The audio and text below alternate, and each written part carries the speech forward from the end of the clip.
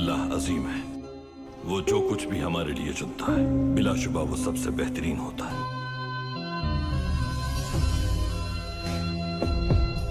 الرحمن الرحیم۔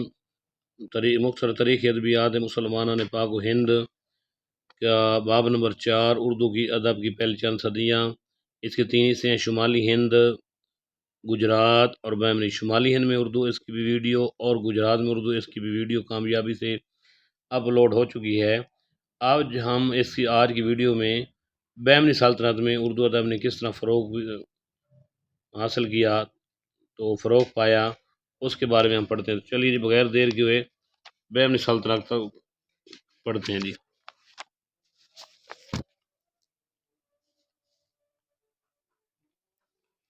یہ ہے جی بیمنی سلطنت کے بارے میں خواجہ زکری صاحب نے لکھا ہے۔ اس کا تھوڑا بیک گراؤنڈ پڑھ لیتے ہیں کہ علاء الدین خلجی کے دور میں مسلمان پہلی بار دکن میں فاتح کے حیثیت سے داخل ہوئے۔ 1311 تک علائی سپہ سالار ملک کفور نے دکن کا بہت سا علاقہ مطیع کیا۔ چونکہ شمالی ہند سے دکن پر براہ راست حکومت کرنا بہت مشکل تھا، اس لیے بادشاہ علاء الدین خلجی نے پورے علاقے کو 100 حصوں میں تقسیم کیا اور ہر علاقہ ایک امیر کے سپرد کر دیا۔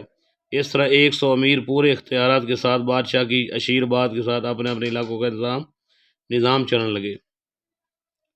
اس کے بعد 100 علاقوں پر تصرف کی وجہ سے ان امیروں کو امیران صدہ کہا جاتا تھا۔ چند سال محمد تغلق نے بھی یہ نظام برقرار رکھا، تاہم اس کے عہد میں بادشاہ کے مختلف انتظامی اقدامات کے ناکام ہونے کی وجہ سے کیا ہوا جی؟ ہاں جی، پورا دکن مرکزی حکومت سے کٹ گیا۔ امیران صدہ نے اس صورتحال میں اپنے ایک امیر علاء الدین کو 1347 میں بادشاہ مقرر کیا۔ علاء الدین کو ابو القاسم فرشتہ برہمن قرار دیا، لیکن اشارتاً یہ بھی لکھا کہ وہ اپنا تعلق ایران قدیم کے ایک شاہی خاندان سے بتاتا تھا جس کا ایک مشہور حکمران بہمن اسفندیار تھا، اور اس لیے اس کی سلطنت کو بیمنی سلطنت کہا جانے لگا۔ 1347 میں علاء الدین ظفر خان بیمنی کا لقب اختیار کر کے تخت نشین ہوا، لیکن چند سال نظام سلطنت کی بحالی میں لگ گئے، اس لیے بعض مورخین بیمنی سلطنت کا آغاز 1350 سے کرتے ہیں اور بعض 1347 سے کرتے ہیں۔ ہارون خان شیروانی اپنی تصنیف دکن کے بیمنی سلاطین میں اس خاندان کے تمام بادشاہوں کے بارے میں جو معلومات دی ہیں وہ یہ ہیں کہ اس خاندان کے جو بادشاہ تھے بیمنی سلطنت کے، پہلا تھا علاء الدین حسن بیمنی جو اگست 1347 سے لے کر 1358 تک رہا، یعنی 11 سال رہا۔ پھر محمد شاہ اول، مجاہد شاہ، محمد شاہ دوم، تاج الدین فیروز، احمد شاہ اول، علاء الدین ہمایوں شاہ، نظام الدین احمد سوم، شمس الدین محمد سوم، شہاب الدین محمود۔ اچھا جی، اب بیمنی سلطنت کے تھوڑے محلِ وقوع کے بارے میں پڑھ لیتے ہیں۔ شمال میں دریائے نرمدا تک پھیلی ہوئی اور جنوب میں ہندو ریاست وجے نگر تک اس کی حد تھی، یعنی دکن جو ہے وہ تھی، دکن کا علاقہ جو ہے جنوب میں ہے اور اسی میں بیمنی سلطنت نے جنم لیا۔ اسی سے بیمنی سلطنت نے آزادانہ حیثیت اختیار کر کے علیحدہ ایک سلطنت بنی۔ دکن اس جنوبی ہندوستان میں دکن ہے، شمالی ہندوستان میں دلی اور آگرہ ہے، اور دکن کے ساتھ جو ہے وہ گجرات ہے۔ گجرات کی جو ہے نا بارڈر ہمارے پاکستان میں کراچی کے ساتھ جو ہے نا اس کے بارڈر لگتے تھے۔ اچھا، یہ کہہ رہے ہیں کہ شمال میں دریائے نرمدا تک، یعنی جنوب میں تھا، بیمنی سلطنت جنوب میں تھی، جنوب کے اس سائڈ پر دریائے نرمدا تک پھیلی ہوئی تھی، اور جنوب میں ہندو ریاست وجے نگر تک اس کی حد تھی، کس کی؟ بیمنی سلطنت کی۔ مشرق میں کارو منڈل کے ساحل تک اس کی وسعت تھی، اور جنوب میں اس کی حد سلطنت گجرات تک تھی، اور ساحل مالابار تک پھیلے ہوئے شہر گوا وغیرہ بھی اس کا حصہ تھے۔ بالعموم یہاں امن و امان قائم رہا، رعایا بھی جو ہیں خاصی خوشحال تھی۔ پانی کی فراوانی سطح مرتفع کے ساتھ ساتھ ہموار سرسبز میدانی علاقے، مختلف اجناس اور پھل پھول کی افراط کی وجہ سے مناظر بہت جاذب نظر تھے۔ ارد گرد کی چھوٹی حکومتیں بیمنی سلطنت کو خراج دیتی تھیں۔ شاہی خزانے میں ہیرے اور قیمتی دھاتوں کی فراوانی تھی۔ فن تعمیر ترقی پر تھا، فوج مستعد تھی یعنی چلاک تھی، انہیں روایتی ہتھیاروں کے ساتھ ساتھ توپ خانہ بھی مہیا کیا گیا تھا۔ سلطنت کی خوش حالی کی وجہ سے ہندوستان کے طول عرصے لوگ یہاں آ کر بس گئے تھے۔ بیرون ممالک خصوصاً وسط ایشیا اور ایران اور ترکی سے بھی باصلاحیت لوگوں کی آمد جاری تھی۔ بعض بادشاہوں نے بیرونی ممالک سے مشاہیر کو مدعو کر کے اپنے یہاں جمع کیا اور ان کو بہت بڑی کیا ہے جی، بہت بڑی اہمیت دی۔ اچھا، بے شمار علماء دین مختلف بہمنی بادشاہوں کے دربار سے وابستہ تھے۔ اس کے باوجود مجموعی طور پر بہمنی دور مذہبی آزادی کا دور تو ہر عقیدے کا مالک اپنے مسلک جو ہے پر کار بند رہ کر اطمینان سے زندگی گزار سکتا تھا۔ بہت سے صوفیہ بھی مختلف علاقوں سے آ کر مختلف شہروں میں بس گئے تھے، جنہوں نے جگہ جگہ درگاہیں قائم کر لی تھی۔ دیکھ لیں جی، گجرات میں بھی صوفیہ کرام نے اردو ادب کے فروغ میں کام کیا، اور بہمنی سلطنت میں بھی صوفیہ جو ہے اردو ادب کے فروغ میں کام کر رہے ہیں۔ تو اس سے کیا معلوم ہوتا ہے کہ اردو کی جڑیں جو ہیں وہ استوار کرنے میں صوفیہ کرام کا بہت زیادہ ہاتھ ہے۔ وہ اپنے لچکدار خیال کی وجہ سے غیر مسلموں کے لیے بھی کشش کا باعث تھے۔ سماع کی محفلیں بھی منعقد ہوتی تھیں جو مندروں میں پوجن کی رسیاں لوگوں کے لیے دلکش تھی، اور ان کے محبت اور شفقت میں رویے کی وجہ سے بہت سے ہندوؤں نے اسلام قبول کر لیا تھا۔ بہمنی سلطنت کے زمانے میں فارسی زبان کا چلن زیادہ تھا، لیکن بہت سی مقامی زبانیں بھی بولی جاتی تھیں۔ بالعموم سرکاری، دفتری اور علمی زبان فارسی تھی، تاہم اردو زبان کی ابتدا صورت گری ہو رہی تھی۔ بول چال کی جو بادشاہ اہل دہلی دکن میں لائے تھے، اس میں مقامی بولیوں اور عربی، فارسی، ترکی اور بعض بیرونی الفاظ کا اضافہ ہو رہا تھا۔ اس نئی ابھرتی ہوئی زبان میں، جسے ابتدا میں ہندی یا ہندوی کہا گیا تھا، لیکن نظم و نسق کا رواج ہوا، اور کیونکہ اس زبان کو مخلوط ہونے کی بنا پر مقامی باشندے کسی حد تک سمجھ سکتے تھے، اس لیے بیشتر صوفیہ نے عربی اور فارسی کی بجائے اس عوامی زبان میں مذہبی اور صوفیانہ نظم و نثر میں اپنے خیالات کے اظہار کا آغاز کیا۔ یوں تو ابتدائی نظم و نثر کے بہت سے صوفیہ کے نام تذکر نویسوں اور تاریخ نگاروں نے تحریر کیے ہیں، لیکن ان میں سے اکثر نمونے بعد کی تصنیف ہیں جو مرودے نے اپنے مرشدوں سے منسوب کیے ہیں۔ اگر دیکھا جائے مثال کے طور پر مثلاً حضرت بندہ نواز غیث الدراز کی نظم و نثر کو محتاط محققین ان سے منسوب کرنے سے اجتناب کرتے ہیں۔ صوفیانہ ادب میں میرا جی شمس الشاق کا کلام شبہ سے بالا تر ہے۔ بہمنی دور کی اولین کتاب ایک منظوم داستان قدم راؤ پدم راؤ، جو یہ مصنفہ ہو تو وہ عورت ہوتی ہے، یہ مصنفہ ان کو لکھنے فخر الدین نظامی کو قرار دیا جاتا ہے، لیکن اس کے سال تصنیف کے بارے میں شدید اختلاف ہے۔ لوگ اس کو فخر الدین نظامی پڑھتے ہیں، جبکہ اصل نام فخر الدین نظامی ہے۔ فخر الدین نظامی کے بارے میں پڑھتے ہیں کہ بہمنی سلطنت میں اس کے کیا کارنامے ہیں۔ نظامی کے بارے میں ہماری معلومات بہت کم ہے، اتنا معلوم ہے کہ اس نے ایک مثنوی لکھی ہے جس کا مخطوطہ مولوی عبدالحق کے پاس تھا۔ اچھا، مثنوی قدم راؤ پدم راؤ کے بارے میں بھی سوال آ جاتا ہے کہ اردو کی پہلی مثنوی کون سی ہے؟ مثنوی قدم راؤ پدم راؤ یہ کس نے لکھی؟ فخر الدین نظامی۔ اور اس کو متعارف کرانے والا کون ہے؟ وہ مولوی عبدالحق۔ اس کی تدوین ڈاکٹر جمیل جالبی نے کی، ٹھیک ہے۔ متعارف جو ہے مولوی عبدالحق نے کی، اور تدوین جمیل جالبی نے کی۔ انجمن ترقی اردو نے 1973 میں اسے شائع کیا۔ مجموعہ کتاب میں دائیں ہاتھ کے صفحات پر مخطوطے کا عکس دیا گیا اور بائیں ہاتھ کی رت درج کی گئی۔ اس مخطوطے کو پڑھنا بہت دشوار ہے۔ زبان کی علامت کے علاوہ عربی نسق میں ہندوستانی آوازوں کو تحریر کرنا ممکن نہیں ہے۔ اس کے ساتھ یہ جو مثنوی قدم راؤ پدم راؤ ہے، مثنوی کا نام دو بڑے کرداروں کے نام پر ہے، قدم راؤ پدم راؤ، تو اس وجہ سے اس مثنوی کا نام قدم راؤ اور پدم راؤ رکھ دیا۔ یہ ایک بادشاہ اور وزیر کے دو نام ہیں۔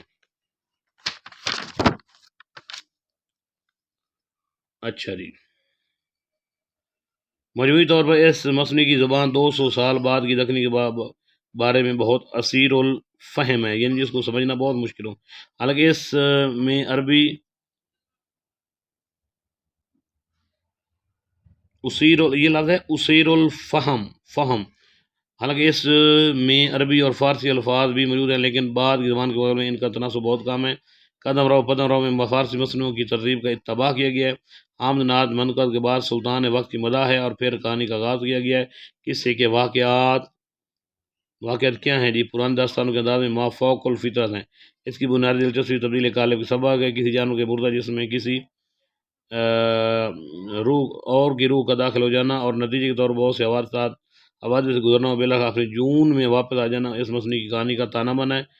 راجہ قدم راؤ کی روح طوطے کے جسم میں داخل ہوتی ہے، اور جوگی اپنی روح قدم راؤ کے جسم میں داخل کر کے بادشاہ بن جاتا ہے، ٹھیک ہے، اور بالآخر جوگی کو مار دیا جاتا ہے اور قدم راؤ کی روح اس کے جسم میں اس کے اپنے جسم میں داخل ہو جاتی ہے اور پھر یہ بادشاہ بن جاتا ہے۔ تو یہ تو مختصر جائزہ تھا مصنوعی قدم رو پدم رو کے بارے میں، ٹھیک ہے، ایک چھوٹی سی کہانی جو ہے اس کے بارے میں آپ کو کچھ نہ کچھ علم ہو گیا ہوگا۔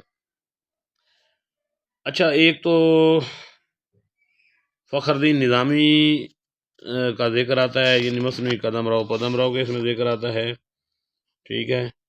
اس کے ساتھ جو ہے اس میں بہمنی سلطنت میں جو جنہوں نے کام کیا، پہلے نمبر پر فخر الدین نظامی ہیں، اور اس کے بعد جو ہے سید محمد اکبر حسینی ہیں، بندہ نواز گیس، ہاں بلکہ پہلے نمبر پر جو ہیں فخر الدین نظامی ہیں، پھر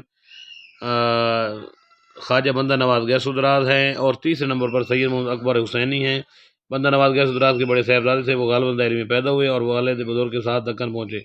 چوتھے نمبر پر بہمنی سلطنت میں نام جو آتا ہے وہ میرا جی شمس العشاق کا ہے۔ حضرت غیاث الدراز کے سلسلہ مدیر سے تعلق رکھتے تھے اور بہمنی سلطنت کے آخری دور میں تھے۔ ان کی 4 مصنوعیوں کا دکن کے ادبی مورخین نے تذکرہ کیا ہے۔ کون سی 4 مصنوعیاں جی؟ خوش نامہ غالباً اولین تصنیف ہے، یعنی خوش نامہ، خوش نغز، شہادت التحقیق، اور ہے جی مغز مرغوب۔ تو ان کے بارے میں تھوڑا پڑھتے ہیں۔ خوش نامہ مصنوعی جو ہے وہ اولین تصنیف ہے۔ اس میں ایک نوجوان لڑکی کا واقعہ بیان کیا ہوا ہے جو سیرت و کردار میں بے مثال تھی، لیکن 17 سال کی عمر میں انتقال کر گئی۔ یہ بڑا سانح تھا، میرا جی نے اسے رضائے الہی سمجھ کر قبول کر لیا۔ اس واقعے سے اخلاقی اور روحانی نتائج اخر کی نظم دوڑوں کی بیر میں لکھی گئی اور 170 اشعار پر مشتمل ہے۔ دوسری مصنوعی جو ہے، اس کی دوسری مصنوعی جی میرا جی شمس العشاق کی، پہلی ہے خوش نامہ، دوسری ہے خوش نغم۔ یہ مختصر ہے، اس میں بہتر دوہے ہیں جن میں خوش میرا جی سے بعض دقیق مسائل پر سوال کرتی ہے، مشکل مسائل پر سوال کرتی ہے اور میرا جی ان کا جواب دیتے ہیں۔ خوش نامہ اور خوش نغم دونوں دوہے کی بیر میں لکھی گئی ہیں، دونوں مصنوعی بھی، لیکن اشعار میں ربط و تسلسل ہے، اس لیے انہیں مصنوعی کی صنف میں بھی شمار کیا جاتا ہے۔ دونوں نظموں خصوصاً خوش نامہ میں ایسی جذباتی گہرائی ہے کہ پڑھتے ہوئے آنکھیں نم ہو جاتی ہیں۔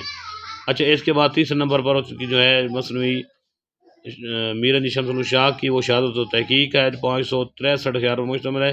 اس میں شریعت و طریقت کے مسائل قرآن و حدیث کی روشنی میں بیان کیے جاتے ہیں، کیے گئے۔ اس میں بھی ہندی بیر اختیار کی گئی ہے، مگر چھوٹی بیر ہے اور ہر شعر صرف چند ارکان پر مشتمل ہے، تو نمونے کے لیے یہ آپ پڑھ سکتے ہیں۔ اس کے بعد جو ہے اس کی چوتھی مصنوعی جو ہے ان کی مغز مرغوب ہے، مختصر ترین اور صرف 23 اشعار پر مشتمل ہے۔ تو بہمنی سلطنت میں جو 5ویں نمبر پر نام آتا ہے جنہوں نے کام کیا مصنوعی کے حوالے سے، وہ اشرف بیابانی ہیں۔ ان کی 2 مصنوعی ہیں، لازم المبتدی اور وحد باری ہیں، لیکن تیسری مصنوعی 9 سرہار زیادہ معروف ہے، یعنی کہ اشرف بیابانی کی 2 مصنوعیاں ہیں بہمنی سلطنت میں، لازم المبتدی، وحد باری، اور مصنوعی 9 سرہار جو 1503 میں لکھی گئی۔ لازم المبتدی میں عام مسلمانوں کے لیے ایسے مسائل تحریر کیے گئے ہیں جو بطور مسلمان ضروری ہے، مثلا نماز، روزہ وغیرہ کے احکام اور بنیادی عقائد وغیرہ۔ وحد باری منظوم لغت ہے جس میں اردو زبان کے عربی اور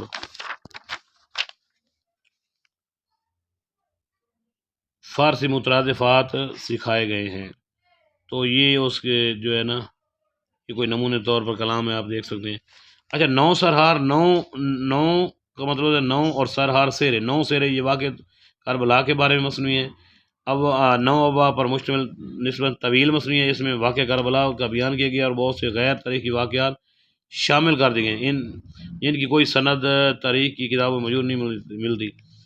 مثلا واقع کربلا کا سبب یزید کی حضرت امام حسین سے ذاتی دشمنی کو قرار دیا گیا ہے جو اسے عشق میں ناکامی کی وجہ سے تھی۔ بعض دیگر واقعات بھی اسی قسم کے ہیں، اس کی اہمیت و قدامت کی وجہ سے ہے۔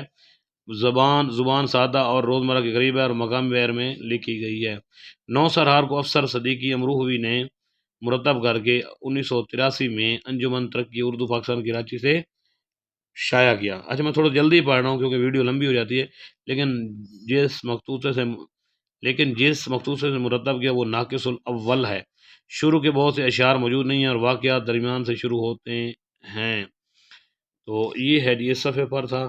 اب یہ چیپٹر جو ہے اختتام پذیر ہوا، یعنی کہ چیپٹر کا نام تھا اردو کی ابتدائی چند صدیاں، جس کا پہلا حصہ تھا شمالی ہند، دوسرا تھا گجرات، اس کی علیحدہ علیحدہ ویڈیوز اپلوڈ ہو چکی ہیں، اور آخری حصہ جو تھا وہ بہمنی سلطنت تھا۔ تو حواشی کے بارے میں چند جو اہم کتابیں میں نے ہائی لائٹ کیا وہ آپ کو آنے چاہیے، پیپر کے پوائنٹ آف ویو سے یہ بہت اہم ہے اور پیپر میں یہ کتابیں پوچھی جاتی ہیں۔ داستان تاریخ اردو حامد حسن قادری کی کتاب ہے، پنجاب میں اردو حافظ محمود شیرانی کی ہے، یہ انہوں نے 1928 میں لکھی تھی اور ان کا PhD کا مقالہ بھی ہے یہ بہت مشہور ترین کتاب ہے۔ حافظ محمد شیرانی ٹانک میں پیدا ہوئے تھے۔ اس وقت بھی پنجاب یونیورسٹی میں شیرانی ہال بھی موجود ہے۔ امیر خسرو کا ہندوی کلام گوپی چند نارنگ کی کتاب ہے۔ اس کے بعد مجموعہ نغز ایک تذکرہ ہے جی قدرت اللہ قاسم کا، جس کو مرتب حافظ محمد شیرانی نے کیا ہے۔ اردو غزل ولی تک ایک کتاب ہے ظہیر الدین مدنی نے لکھی ہے۔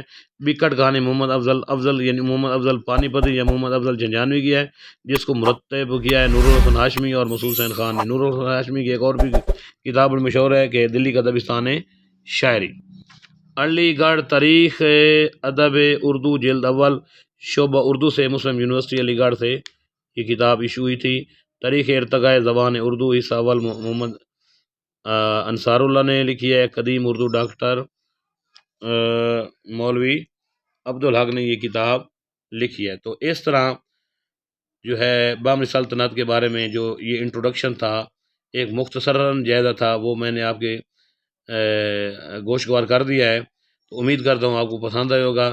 آپ کیونکہ ہر ویڈیو کے اینڈ پر میں آپ سے بار بار کہتا ہوں کہ یہ جو ہائی لائٹڈ لائنیں ہیں، یہ میں نے یہ کتاب تقریباً 5-7 دفعہ پڑھی ہے، تو مجھے بہت بار بار جو ہے نا یہ لائنیں اچھی لگی ہیں، تو میں نے سمجھا کیوں نہ یہ معلومات جو ہے نا دوسروں تک بھی بھیج دوں، کیونکہ علم بانٹنے سے ہمیشہ بڑھتا ہے۔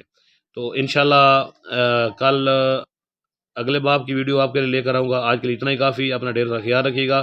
خدا ہم سب کا حامی ہو، ناصر ہو۔ خدا حافظ۔